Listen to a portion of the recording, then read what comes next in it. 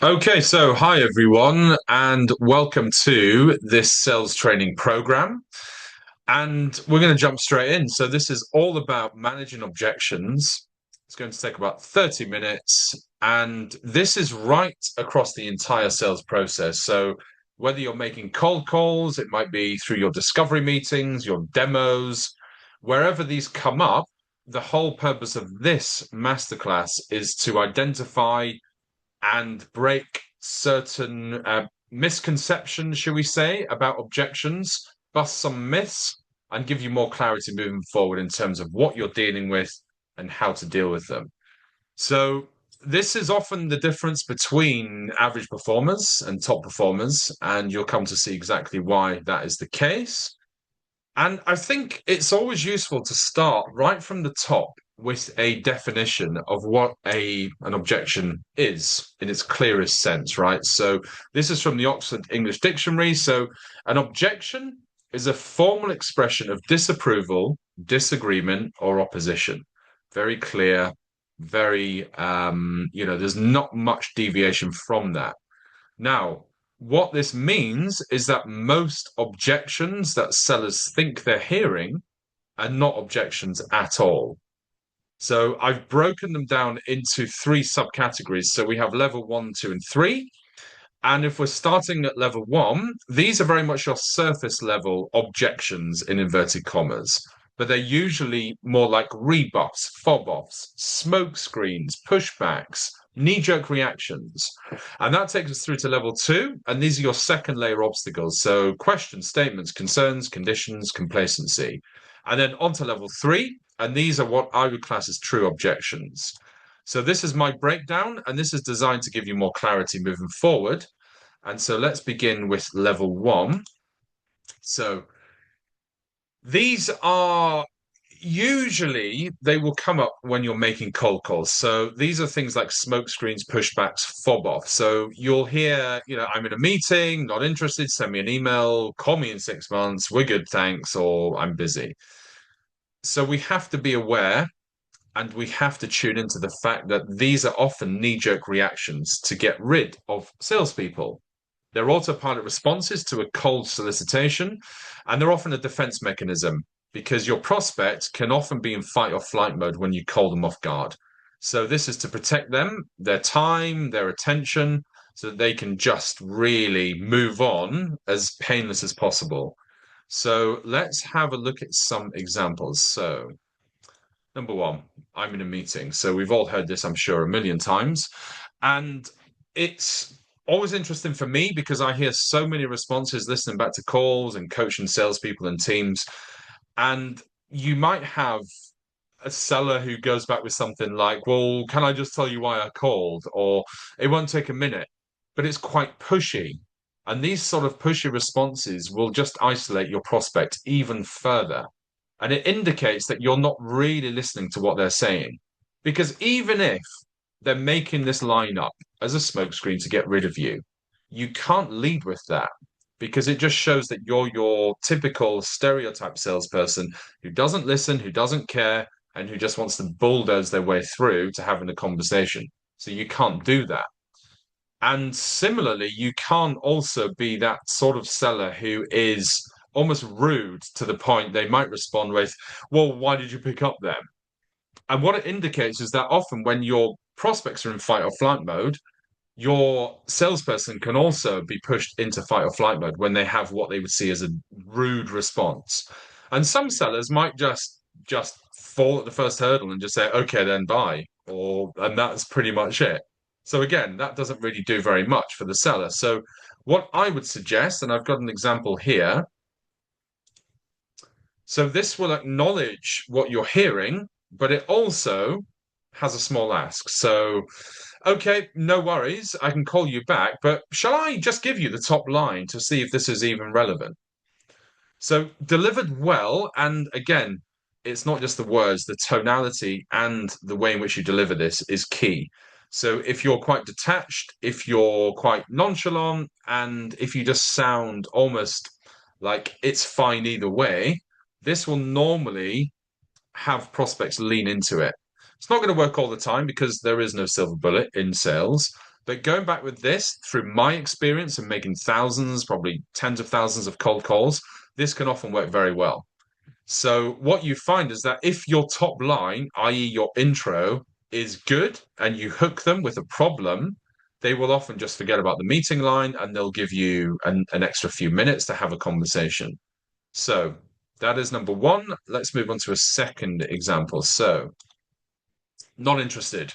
So this is on the assumption it comes very near the start of your conversation when you're having a call, when you're running a cold call. So you maybe deliver your intro and they're like, not interested.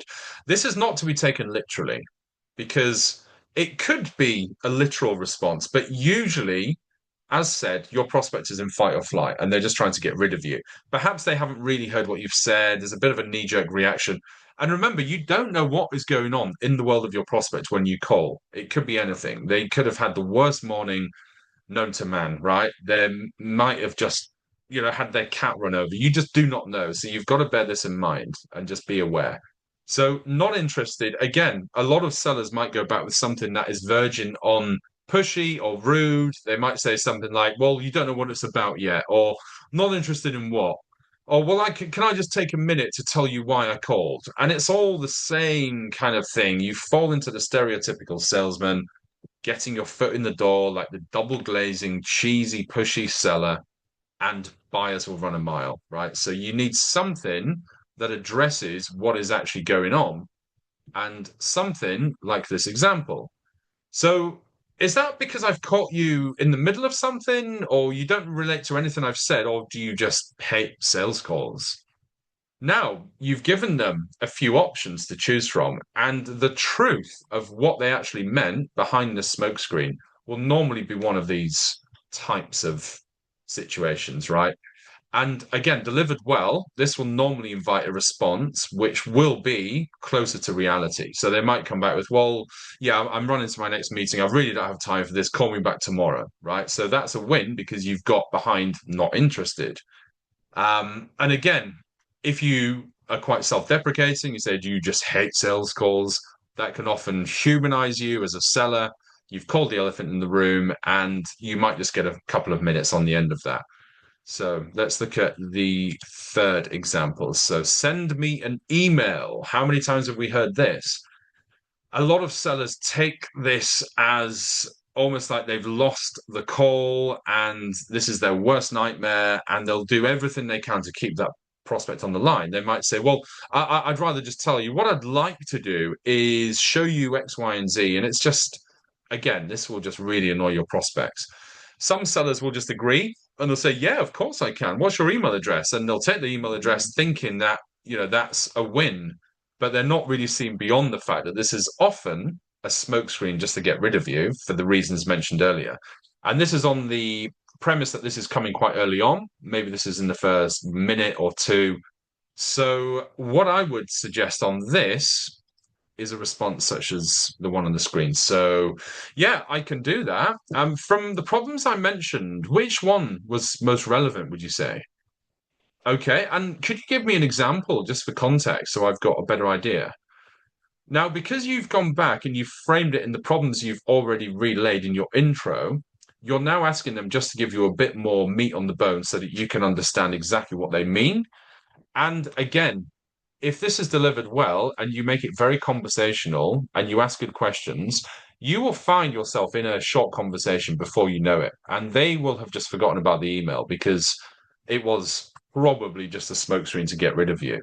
So the key here is to hook your prospect, make it about them, talk about the problems they may be suffering from that you can help with, and just have a conversation. And last but not least, we're good, thanks.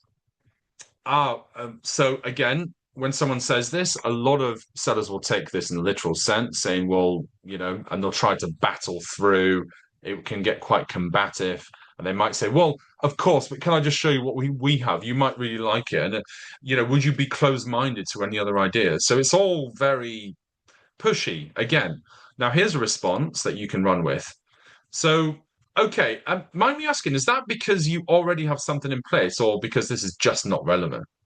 So again, you give them a choice.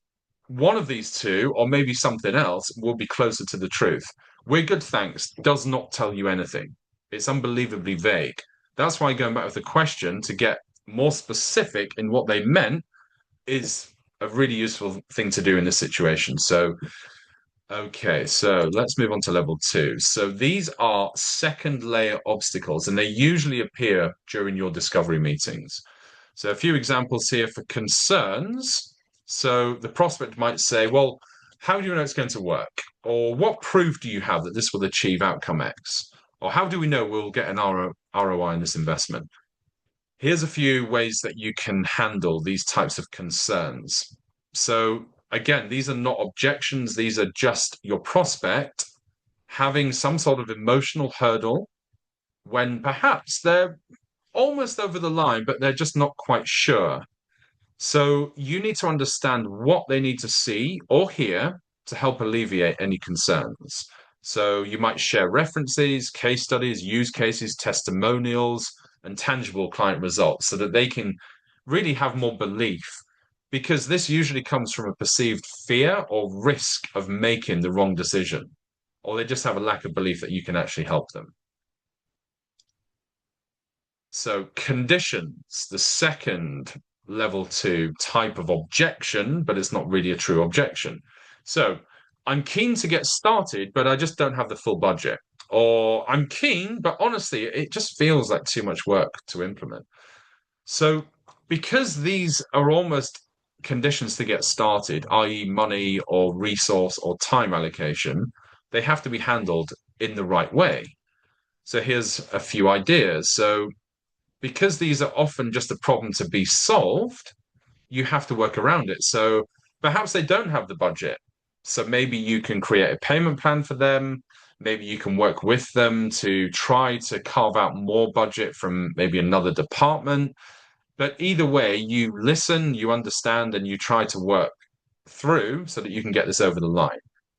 You might have to reassure them that you'll do most of the heavy lifting. Maybe they have misunderstood your proposition. Maybe they've got a false assumption that they have to do all of the work at the front end, whereas in reality, it's all handed over to you, or at least the majority of it.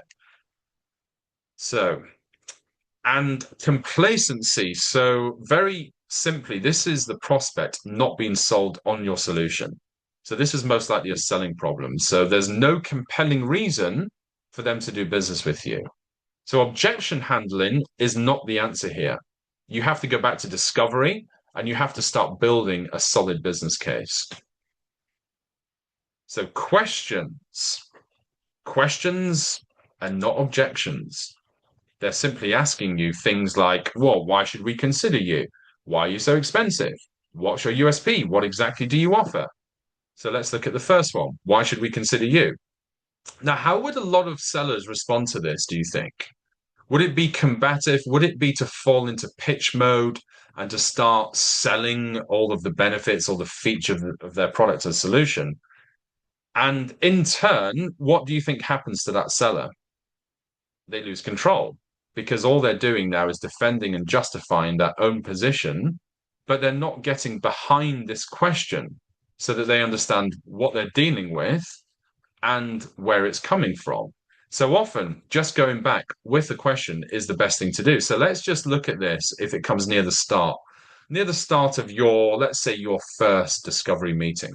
So, well, I'm not yet sure you should, as I don't yet understand enough about your business. So let me ask, and you go back into your questions. Now, this is a very, very practical response because you at the start do not understand enough about their business to know if it should be something that they should consider.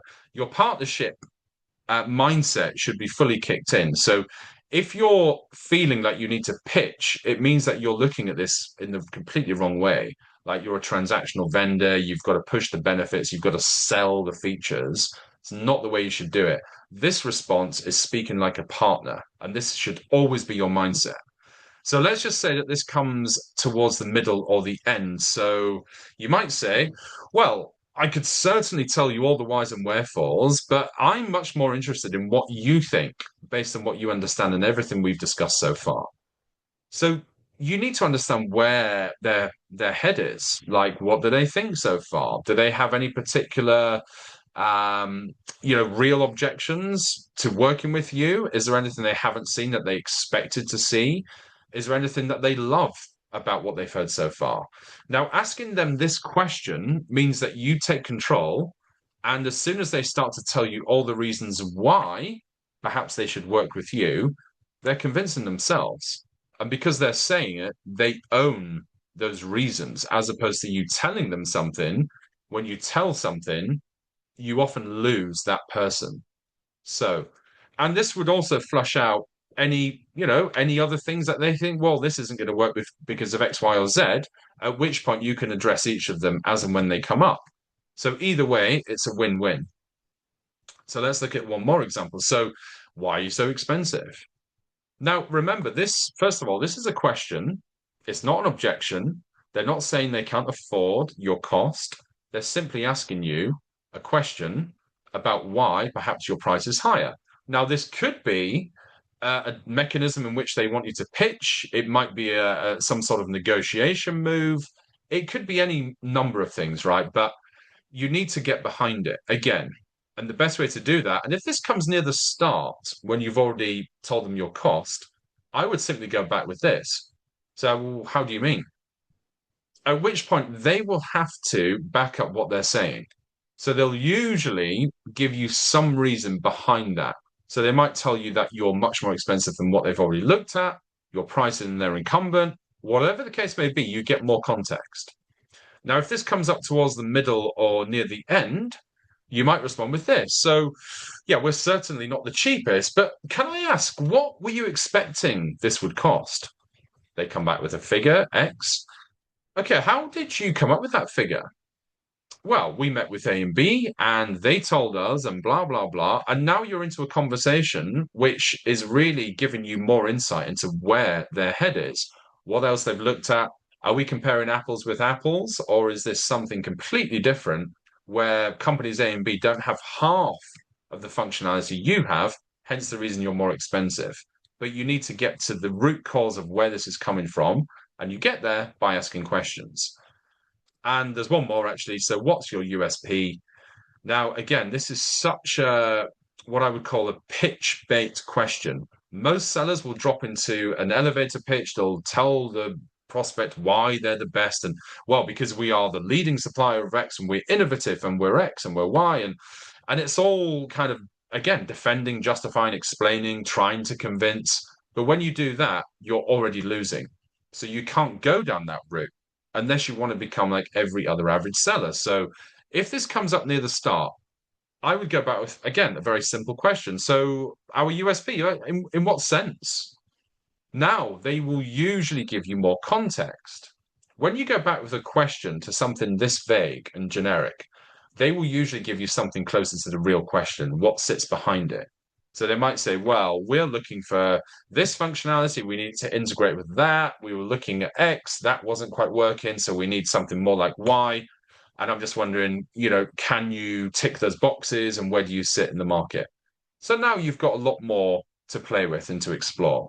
Now, if this comes up towards the middle or the end, I would go back with, well, that would depend on the situation, on the client, and the specific problem we're solving. But from what you've seen so far, what would you say we offer that you haven't seen anywhere else yet? So again, you put the question back to them because you want to understand where their head is, what they're thinking, and therefore where you sit, and perhaps what doubts they have. They might even have false assumptions that you can start to flush out. Either way, it's a win-win because they get more insight into where your solution sits in the market and you understand exactly where they're coming from. And if they're serious, if they're tire kickers, you get full transparency, or you should, if you have a meaningful conversation on the back of this. So let's look at statements. Okay, so the prospect says, we already have a supplier. Now, it's amazing to me how many sellers treat this as an objection. And they will start to pitch and they'll start to try and overcome and handle and all the rest of it. This is not an objection. This is them telling you they're already getting the job done without you. So it's just a statement of fact, right? So it has to be treated as such. So instead of going back with your rebuttals and your amazing lines to win them over and to get them onto a demo. Don't do any of that because that's what all of your average sellers are doing. Go back with something much more objective. So it might sound like this. So yeah, I'd be more surprised if you didn't. Mind me asking who you're currently with? Now, they might tell you, they might not, but let's just say they do. Then you go back and you start to have a chat around that, and you might just pay them a compliment for picking a good supplier. So, well, I've heard great things about them. Just out of interest, what would you say they're really great at, and where would you say they could improve? Now, this is objective because you're asking both for the positive and potentially the negative on where this solution provider isn't quite coming through. And you can then have a conversation. This, again, this might be the best thing since sliced bread for the prospect, at which point you can disqualify and move on. It might be the worst thing they've ever bought, but you don't know until you start to ask these questions. And by asking them like this in an objective way, this will encourage your prospects to lower their guard because they don't feel like you're just going to blindly sell to them when you ask about the negative and try to get them to give you all of the reasons that they would look at something else. So, second one, yeah, this is not a priority. This is another statement. So you need to get behind it. This is very difficult to understand what they mean without further context. So go back to the question, something like this. So, okay, so I'm slightly confused. Like when you say not a priority, do you mean you don't see the issue? You see it, but it's not hurting, or something else? Again, multiple choice questions are like amazing at encouraging prospects to open up because you almost make it easy for them to give you something closer to the truth. So either way, it could be something outside of this. That's why you say, or something else. So this should encourage them and invite them to really share with you what's really going on and what they meant. Now, it might not always work. They might just shut down the call. Either way, it doesn't really matter at this point because all you're trying to do is establish the reality. And if this is a discovery call, the chances are they're probably not going to shut the call down. But this might be a new stakeholder coming to a meeting further down the line. They've thrown a spanner in the works, and you can start to address that so that you can understand, right, where does this sit? Is this something we can work with? How can we drive urgency? How can we uncover the business case that perhaps would make it more of a priority? So moving on to level 3. So these are what I call true objections. So I have a framework for these, which is known as ACDC STEP. So to run through the framework quickly. So A, acknowledge. You're always calm and collected. Make them feel heard. Never try to combat or be that argumentative, pushy salesperson because they will just run a mile. C is clarify, and you do that by asking a question or mirroring back their words. D is define. So, what type of objection are you dealing with here? And how do you address that situation appropriately? C, challenge. Ask a challenging question to establish the truth, i.e., where the objection came from in the first place. Is it a smokescreen? Is it something else? Is there a false assumption? S and T, stress test. So by strongly agreeing with their original position, people often will slightly soften. Now, if someone says, yeah, we're not really looking at other solutions at the moment, you might go back with, well, it sounds like you would never look at changing and you're 100% happy with your current provider.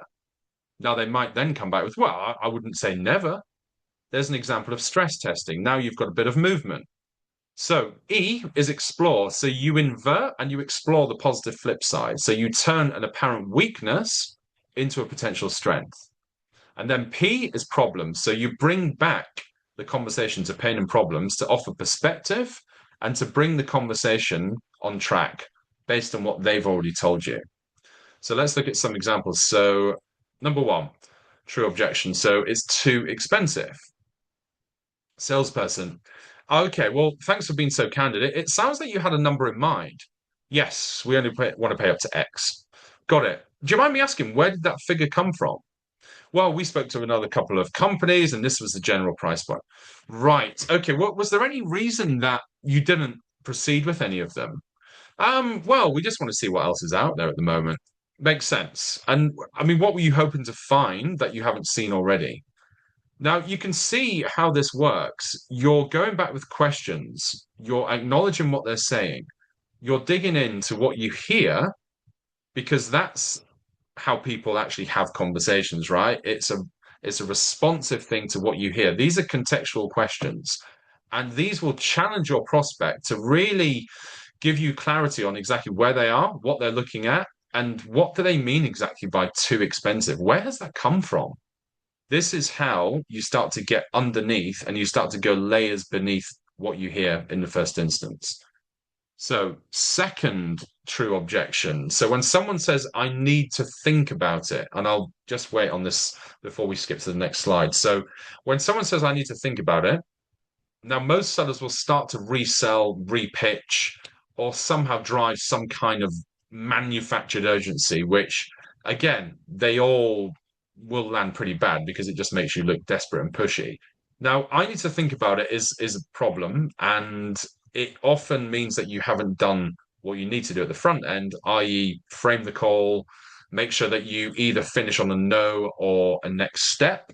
But either way, let's just look at this framework in terms of I need to think about it. So, salesperson, of course. And just so we're on the same page, was there anything in particular that you needed to consider or that was like unclear? Well, I'm just not sure we have the budget at the moment. Oh, okay. Well, we're certainly not the cheapest, but just so we're on the same page, when you talk through problem X leading to negative impact Y, resulting in 50K losses month on month, do you think that we can help fix that situation? Well, yeah, you seem to know your stuff. I'm just not sure we can afford it right now. Got it. Okay, so mind me asking, how do you normally free up extra budget when you really do want to invest in something that you think would save you, the cost of not acting, such as the 50K losses? Well, I mean, I could speak with blah blah blah. So again, this is just to give you some tools and some mechanism by which you can get behind it. So in this example, straight away, you can see that it's the objection has changed in the first question, right? I need to think about it. Wasn't the objection? It was we don't have the money for this. Now you're starting to bring it back to the problems, and now you're starting to really drill into the fact that, well, if this is something that you really do value an investment in, how can we work together to potentially free this budget up? So let's look at the next one. So we had a bad experience with competitor X. Ah, I see. So what exactly happened? Well, they promised they would integrate with our internal system, but there were so many issues. So when you told them it didn't work as they promised, what did they say? Well, there were lots of excuses and technical jargon thrown at us, but they weren't able to resolve. Oh, okay. Well, that sounds really frustrating. And I guess your mind is completely closed to looking at another solution moving forward then. Well, I wouldn't say completely, but I'd have to be convinced. Of course. I mean, what would you need to see or hear to give you the confidence of making the right decision? So again, you've gone back with clarifying questions, you've gone back, you've acknowledged, you've challenged, and you've brought it back to the problems. So, what would you need to see to be confident of making the right decision? So, what is their buying criteria? How is it they're going to potentially work with somebody else if they've been burnt before? So, reframing and inverting. So these are extremely powerful methods to have in your arsenal as well when you're managing objections. So objection, reframing, and inverting. So this is providing a new perspective by inverting their objection. So is the objection a problem that can be reframed as an opportunity? Is it a weakness that can be reframed as a strength? So you bring it back to the fundamental business case and invert by focusing on the cost of inaction and the underlying negative emotion. So someone says bad timing. Could that be reframed as perfect timing, given they're losing X per month in new business with their current process? It's not my decision. So maybe you're working with someone who is a strong and influential champion that you can work with. We already have something in place. Okay, so perhaps your solution could run alongside their current system, which might just make their process more efficient. Okay, now analogies. So these are extremely powerful to use when dealing with objections. So these take something complex and strip it down and turn it into something visual and easy to understand. And these are massively underused in sales. So you have to become a good storyteller and use analogies often and early on as well, as soon as you can hear doubt or someone who's not quite bought into your solution. So what it means is that someone pictures what you're saying, they can place it into their world, their context with their own set of challenges, and suddenly it can land. So when we hear an analogy, the brain will map new information and it will make something familiar. So it makes it much easier to make sense of. And they engage us on an emotional level. So you get out of logic, and remember, people buy emotionally, they justify with logic. So start to get someone emotionally invested, and analogies will become a communications cheat code. So I had a situation, I was working with a company in the US, I was selling an AI solution for recruitment to blue collar industries like supply chain, manufacturing. And this was basically for temp workers. These companies could use this AI app. And if, for example, you had Porsche, who had to have 100 workers in their plant tomorrow, who were all doing a certain job, now, going through the traditional way would be quite convoluted. You've got multiple agents. They maybe one can get 20 over, maybe one can promise 15, and you don't know who's going to turn up. And on the day, it could be just not very effective, or you only fill half the roles. Now, this piece of tech would fill all the roles in real time. They were all pre-qualified, pre-vetted, and they were very specific to the criteria you pointed out to that particular project. So all you had to do was go into the app, click a button, order 100 temps, and they would come in tomorrow to be starting work at 9 o'clock. So I use the analogy of Uber.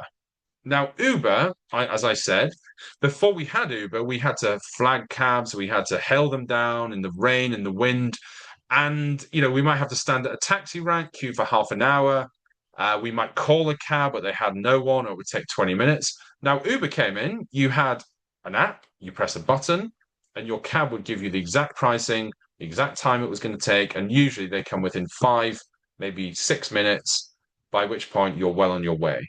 So as soon as I dropped that analogy, the prospect was like, "Oh, okay, well, that sounds really good. Tell me more." So again, without that, it would have been trying to explain in logical terms, which just isn't half or anywhere near as effective. So you'll notice that most of the responses across the board finish on a question. Questions are a superpower. They will give you control of the situation. They will shed more light on what is really going on.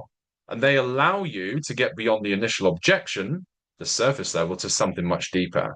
And they often lead to further discussion and the real objection behind the smokescreen. So great questions will expose the truth and it will get people thinking. So always think collaboratively. So it's not you versus them, it's you and them. Act like a partner, join them on their side of the table and solve problems together. View objections as a series of hurdles to overcome in order to work together. So you literally are working on the same problems on their side of the desk as opposed to you versus them and trying to convince and persuade. So just to wrap up, below average performers, when they hear objections or what they think are objections, they will often get defensive, emotional. They often pounce on the objection. They might even take it personally and fall into fight or flight mode. And they demonstrate insecurity either in their solution or their ability to manage the situation. They can deliver knee-jerk responses, no empathy, no understanding, and they can often just steamroll the prospect with a rebuttal or pitch, which would just further push them away. Now, on the other hand, as we've talked through, top performers, they will slow down or continue as normal, which demonstrates high emotional intelligence. So they treat the objection as a valid question, a concern, or an obstacle. They pause more than usual. They remain calm. They ask questions. They clarify. They look for underlying issues. And this slow, calm demeanor will exude confidence and it will instill trust in your prospects. So, in conclusion, handling and managing objections effectively will separate top performers from everybody else as they know exactly what they're dealing with. Objections will thrive on opposition and fade with agreement. So, objections are good as you can deal with them whilst you're in the room, so embrace them. No objections at all equals massive red flag. And you can also preempt by bringing up the most common objections to build credibility and deal with any blockers up front. And prospects you'll find will often overcome most of their own objections if you just ask them the right questions, listen, and ask more questions. So that pretty much wraps things up for this. It's